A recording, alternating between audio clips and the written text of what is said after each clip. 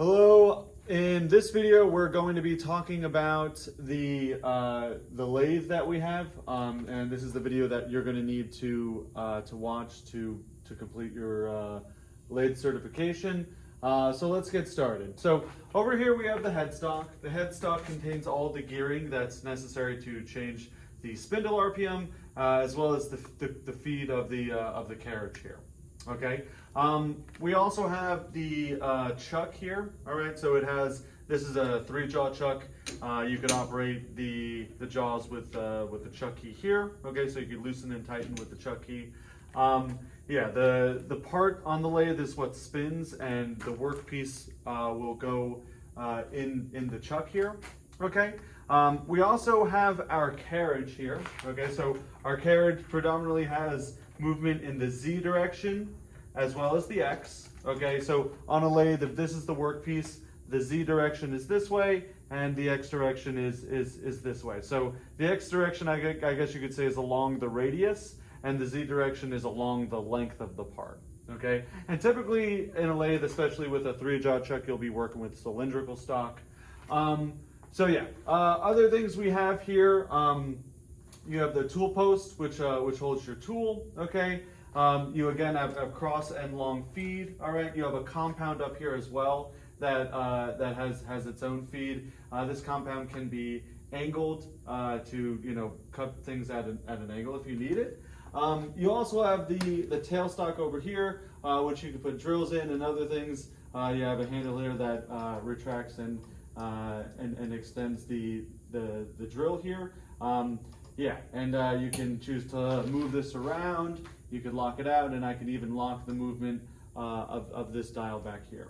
Okay, for the next part of the video, I'm going to be going over the different functions of the headstock here. Okay, so let's start from the top down, all right, and we'll start by talking about these two levers up here. All right, so these two levers up here serve to change the RPM, so the spindle RPM, and that is how fast the workpiece is spinning in the chuck jaws. Okay, so here we have this lever that goes A, B, C, D. Okay, and then you have this lever here that changes us from this A, B, C, D bank to that A, B, C, D bank. Okay, if you notice, sometimes they get a little bit stuck. You need to sometimes rotate the chuck a little bit so that the gears can mesh into place. You want to be really careful to make sure that it's fully engaged before you start the spindle. Okay, so yeah, just going over something, let's set it to something sort of random. Okay, so we have B here. All right, so we're on B, and then we have this handle, which is set on what I like to call the second bank. So you have this ABCD and that ABCD. So this is, I like to call the first bank, and this is the second bank. All right. And we also have 2 rows that go across here. Okay. So each bank, so there are 4A RPMs, you can say, 2 on each bank. Okay. And these 2 are associated with a high speed and low speed. Okay. If you notice, the icon it gives you is sort of this spiral, and one spiral has sort of more revolutions and the other one doesn't.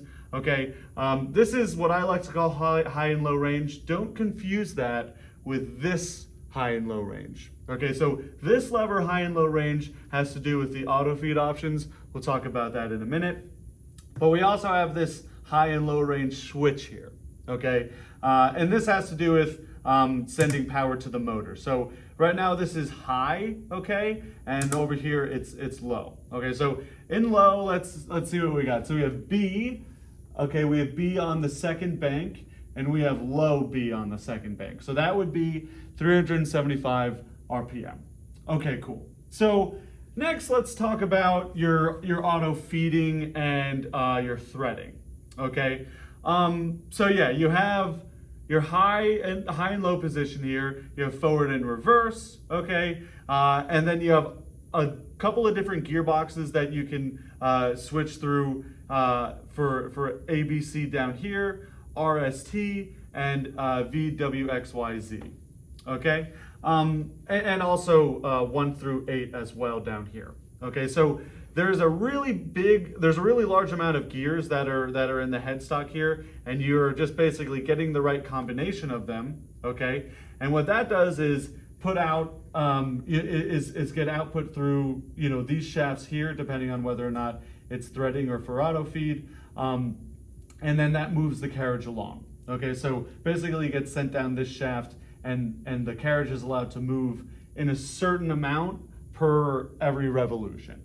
Okay, so talking about these charts here, all right, the first 3 charts are for threading.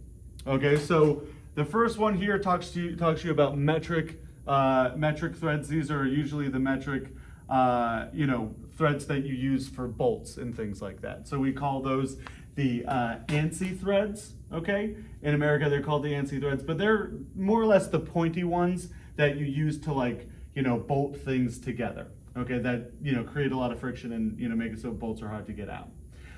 So yeah, you have metric and inch threads that are for that, and then you also have the Acme thread. So these are in metric, they would call them the trapezoidal threads, okay? And yeah, they're a much longer pitch and everything like that. Yeah, usually if you're doing threading, like with, you know, if you're using these 3 columns, if you want to put threads on the outer diameter or inner diameter of your part, you would want to do that in like a really slow spindle RPM, okay? The final column, which is the one you're probably going to use the most, is for auto feeding for cutting purposes, okay? So this kind of makes it move very slowly in relation to the spindle RPM. You know, so basically the carriage is moving quite slowly in relation to the spindle RPM. And yeah, you're able to have it cut for you, and it creates a really, really nice finish, okay? So right now we are in a cutting setting, I guess. We're in one of these guys. Okay, so to show you which one we're in, right now we're in low, okay? We're also in C, okay? We're in LCT 1W, okay? So we can see over here, LCT 1W, that's actually the slowest feed that we could achieve, which is 2/1000th of an inch per revolution. So if it were on the long feed, that means it would move this way 2/1000ths of an inch every revolution it made.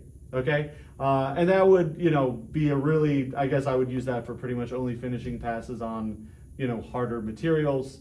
You could take a more aggressive cut if you're, you know, using, you know, softer materials like aluminum and stuff like that. I'll usually start in the LCS range, although you could definitely increase it higher than that. And then for steels, if I'm not exactly sure what kind of steel it is, I'll also start in the LCT range. But I will usually go up into the LCS range if I am working with a steel that can handle it. Okay. So yeah, that is pretty much all the functionality of how you would gear it for the auto feed. Let's talk a little bit about the other things. So the things that I haven't gone over are these 3 buttons, okay?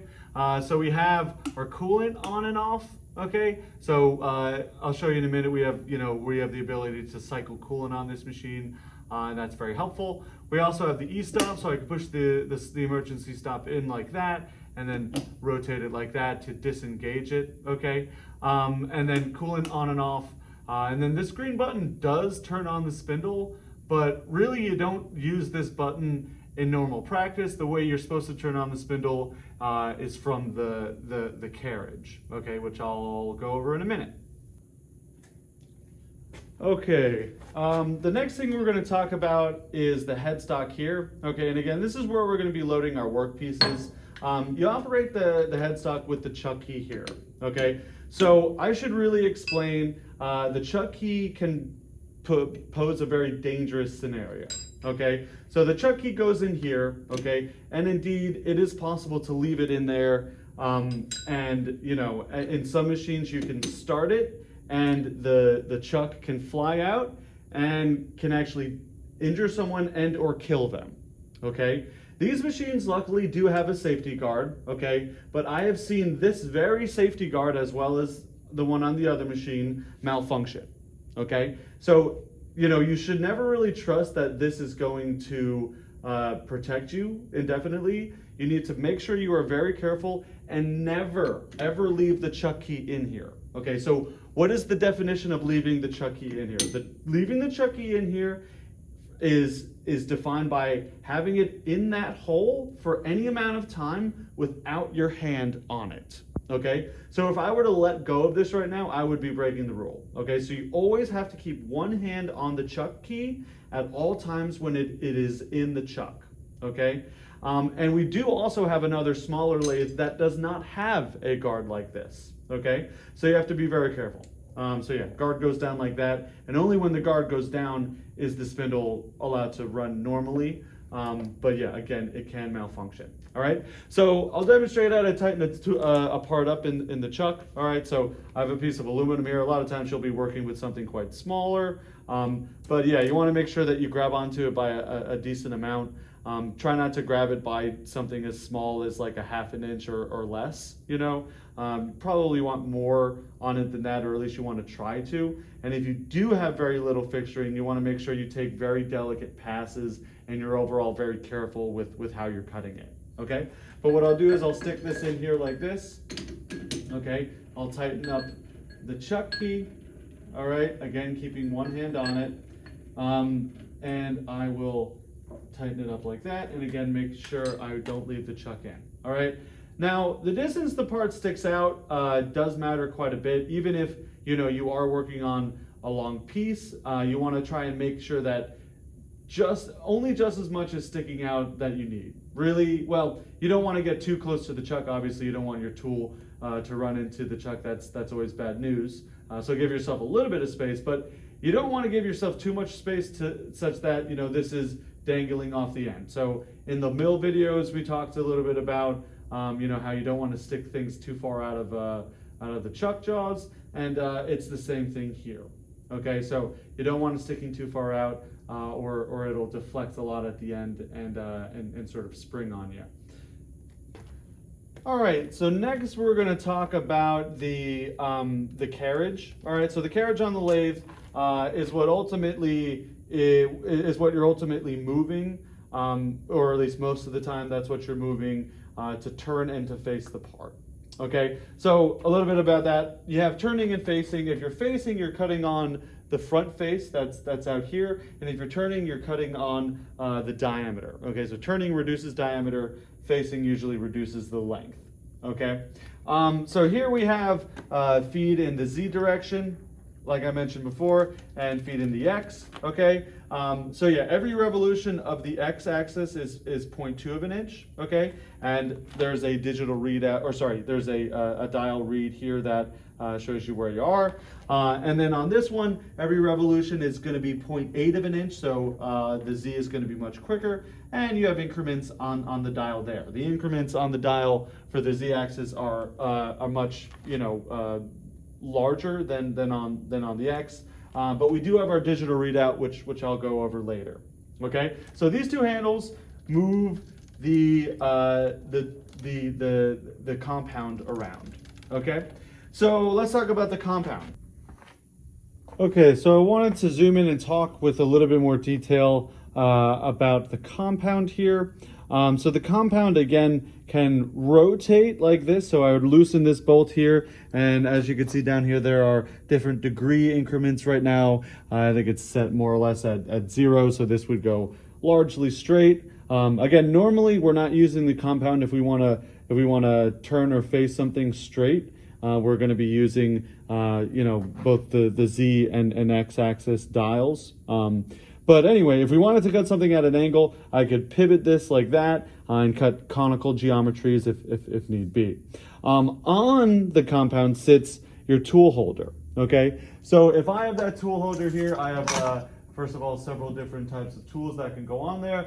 A lot of times we use this tool here. This is good for turning and facing when the compound is straight, when the compound and tool post are straight. I can loosen this guy here to change the angle at which the tool post sits if I need to, if there's tool tip geometry that I need to move it around. So I could loosen this here, like that, and this can move around and even move in and out a little bit. Normally, however, we just keep it straight, okay? So tightening that back up again. Normally I make sure this is really, really straight. So making sure we are absolutely flush with the sides there. All right, and we can tighten this back up. When the tool post is tight, you also have to tighten the tool itself. Okay, so this handle here, you rotate that, and these little dovetails there sort of cinch down in there on the tool holder. Okay, and it allows us to tighten the tool up so that it doesn't move while it cuts. Okay, so yeah, that's more or less all the functionality of the compound. The dial on the compound, unfortunately, is not hooked up to the digital readout. So if you are using that, you do have to be aware about the backlash and things like that go along with reading from a hand dial rather than a digital readout. Next thing I want to go over would be this group of handles down here. Okay, so first thing I'll talk about is this handle here, and this is kind of one of the most important handles. This one is how you start up and stop the spindle. Okay, so if I pull this out like this, so I'm gonna push the handle in towards the machine, okay, and then pull it up. You'll pull it up like that. That's how we engage the spindle in what I like to call the counterclockwise direction. So if you're facing the spindle, it's going counterclockwise. Okay. Down here, I could stop the spindle. Underneath there is a brake. You could see it being actuated down there. I'm using my foot to actuate it. But basically, you can stop the spindle as it's spinning, even if it's engaged and it's actively spinning. I could hit the brake, and it stops it anyways. It cuts power to the spindle. Okay. I also can pull this handle out in the same way and actually go down. Okay. And now it is spinning in the other direction. Okay. You have to be really careful about that. You never really want it to go down. You always want to have it, stop it before you change directions always. You always want to have it go up. Okay, or at least 99% of the time you want it to be going that way, because that is how all of our tools are designed to cut. If you went, clockwise, or if you pulled the handle down and spun it that direction, it would be going the wrong way, and you would ruin the tools. Okay, so this guy here turns the spindle off and turns it on. Okay, now let's talk about this other stuff over here. All right, so this handle here is how we engage the auto feed. Okay, so I'll demonstrate that now. If we turn the spindle on, okay, I could engage ourselves into the cross feed, and you can see the cross feed handle is moving now. It's moving counterclockwise, which means the cross feed is moving that way. Okay, so the carriage is kind of like a light bulb, similar to the analogy I used with the mill. If I go counterclockwise with this, I'm moving the carriage out. Okay, now I could stop it in that direction. Okay, and I could pull this handle out. All right, I'll move the handle back down once more, and as you can see now, it is going clockwise. Okay, so this handle here serves to change the direction that this guy is going. Okay, so right now I have it in this setting. Okay, and this setting is with this handle pushed firmly up against this this brown case here. Okay, now what I could do is pull that handle out. Okay, and now I am engaged in long feed. So when I move this handle down, or sorry, up, I have the long feed moving this way. Okay, so it's going to the right. I like to explain this sort of like a car. You know, if this is your steering wheel, you go right, and it moves your right, and you turn left, and it moves your left. Pretty simple. Okay. Now, to engage a different direction of feed, again, I'll push this in towards the machine. I could move it up once more, and now we're going to the left. Okay. I'll definitely want to stop it before I get anywhere near our workpiece. Yeah, and then next, these are for your threading, okay? So I don't want to touch this right now. For one, it's not in the right setting, and also the spindle's going too fast, but I will demonstrate that.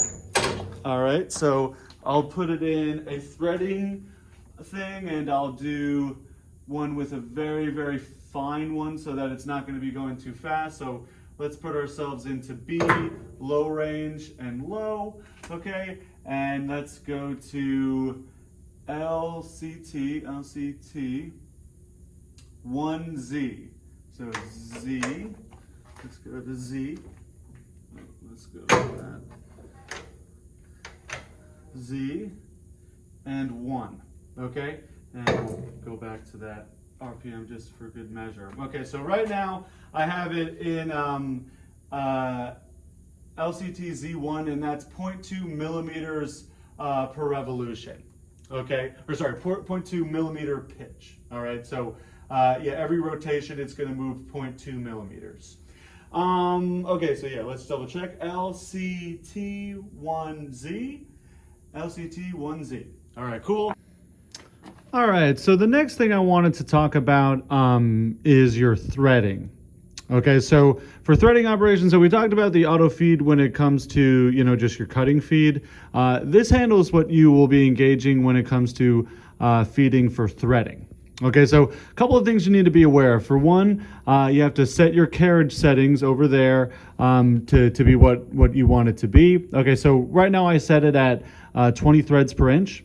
All right, which is, you know, pretty common. All right, so yeah, so to do that, I need to make note of how this dial thing here is going to work. So this dial here gives you an indication as to where you are on your thread. All right, so, you know, let's say you had like a really, really coarse thread like this guy here. Okay, so with that one, you know, it's a little bit confusing. You only can use position 1.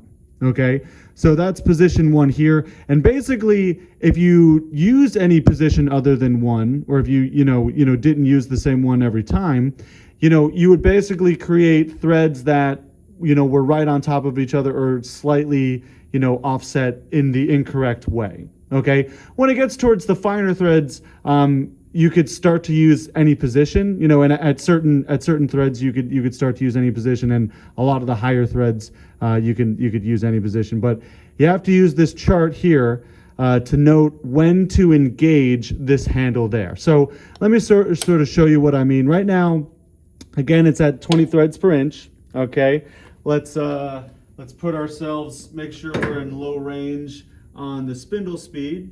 Okay, yep, we're going pretty slowly here. All right, so if I turn this on here, you could see, you know, this shaft starts moving. All right, and if this is engaged here, then if it's engaged properly, then you should start to see the dial move. So you see that? Now the dial is moving. Okay, and again, for 20 threads per inch, I could use any position here. Okay, a lot of times, to be honest with you, I usually try and just use the same one every time, and you know, a lot of times you could just use position, you know, 1 or whatever. So right now we'll go for position 4, and I'll show you how when we engage it, things will start to move.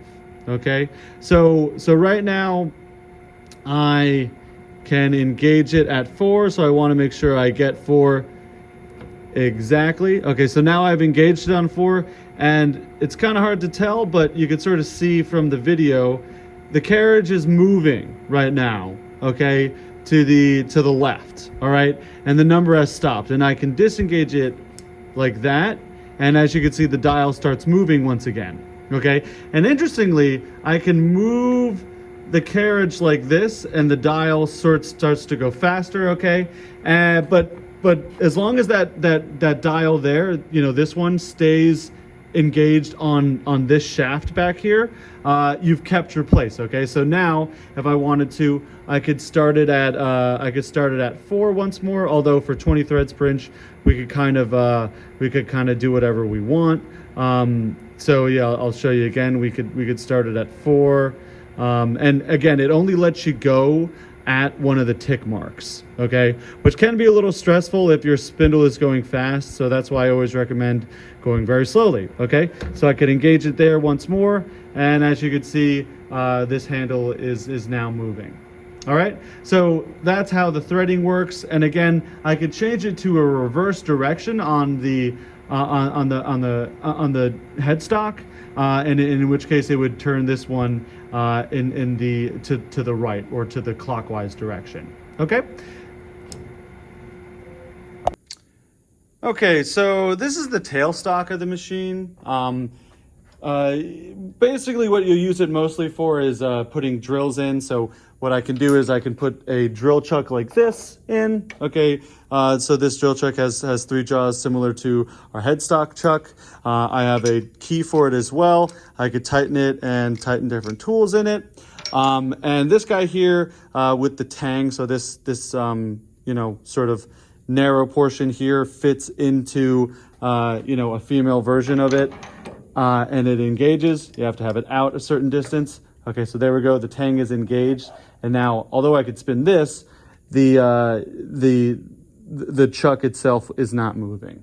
Okay, so I have this handle here, and I could retract and extend where my chuck is. All right, as you can see, I have a scale over there, and I also have a readout over here. This one goes in thousandths of an inch.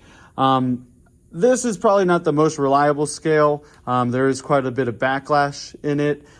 So yeah, you kind of want to be careful about that. So yeah, you could use it, but take it with a grain of salt because it will have some backlash. So yeah, in addition to using this to hold a tool, you could also use it to hold a live center or a dead center. Okay, so if I put this in here, I could you know, drill a small hole in the end of my workpiece, and I could stick this conical end into it, and it creates another support. Okay, so if it's supported at both ends, then it won't deflect quite as much, and you'll be able to cut it a lot better. Okay, and this has a bearing, so it allows it to spin. So basically, what you could do is you could tighten this down. This one makes it so that you know, you can move the tailstock itself. I could tighten that up. Now I can move this part of the tailstock, and then I can also tighten this so that both are locked out. All right, so if I were using this, I'd probably want to lock both of these out so that my part could be held securely. All right, so the next thing I'm going to talk about is our digital readout here. As you can see, you have 2 main readouts here, and you have a third one over here, which sort of indicates whether or not, you know, what tool number you're on. Usually don't mess with that functionality. But what we do use, you know, are basically our Z-axis. Okay, so that's that one there, and then this guy is the X. They correspond with these 2 buttons there. Okay, and as you can see on the X-axis, the diameter icon is tripped. Okay, so what that means is this increment is based on the diameter of the part. Now, so what that means is if I move this, so right now, if I zero this out, so I press X, the 0 flashes, and then I have to hit enter, okay, and then it zeroes it out. If I move this to where the dial says, whatever, 0.2004 inches, okay, I've actually only moved the carriage half of that amount, okay? But since this diameter icon is checked off, it doubles it, okay? Why is that helpful? Because we don't measure the radius of a part. You measure the diameter. With calipers, it's always more helpful to measure the diameter. Why is that? Because, you know, with the caliper, it's really hard to tell exactly where the center point is. So you get a much more accurate measurement if you measure from the diameter. And for that reason, we keep all of the increments in terms of the diameter over here. All right. We also have the Z-axis, so I can move that there. And basically, all you'll really be doing is zeroing out on each axis. Okay. And yeah, that's predominantly what we use this for, and we usually always keep it in absolute machining. And yeah, there's a lot less need to sort of, do fancy things with datums when it comes to the lathe usually, because there's usually a lot less datums that you need to worry about, and a lot less holes and things to reference off of. All right, so the final thing I want to demonstrate is a practical sort of example of backlash. All right, so let's say I move the carriage in. Okay, so if I'm moving the carriage in, that's towards the center line there. Okay, I moved it in 1.2624, and let's say I want to zero it at that point there. Okay, so I'm going to click the 0 there on the digital readout. The zeros will be flashing, and I hit enter, and I've picked a 0. Okay, so let's say I go in more clockwise. So again, going in clockwise. So if you picture the carriage and how it sits on the drive, basically the lead screw that it's on. If I was rotating the carriage clockwise, I was moving it like that, and we're against the leading teeth. Okay, now let's say I move it counterclockwise, and I want to go back to 0. Okay, so I'm coming back to 0 on the digital readout. Okay, and yeah, that looks great. I've come back to 0. But what you don't really realize is, although you're at the right position, now you're against the back edge. Okay, so what I can do is I can grab onto the carriage with my hand and actually move it the backlashing distance. Okay, so to demonstrate that, I could pull on this, and as you can see, we've moved about 50 thou. Okay, so that's why you always want to come back out and push it back in towards it, so that you're on the leading edge of the gear, or of the lead screw. All right, so that way, if there's anything that comes to push against it, it's not going to slop a little bit and therefore lose your increment. Okay, so again, that was just a practical demonstration of backlash. All right, so now let's go over some of the tools that you might be using.